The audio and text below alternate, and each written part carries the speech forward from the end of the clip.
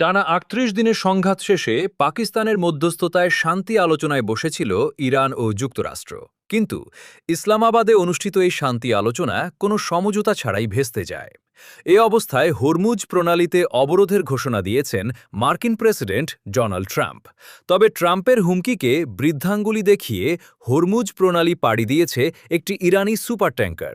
Farce news এজেন্সির তথ্য অনুযায়ী নিষেধাজ্ঞার আওতায় থাকা এই ভেরি লার্জ ক্রুড ক্যারিয়ার জাহাজটি প্রায় ২ মিলিয়ন ব্যারেল অপরিশোধিত তেল বহনে সক্ষম।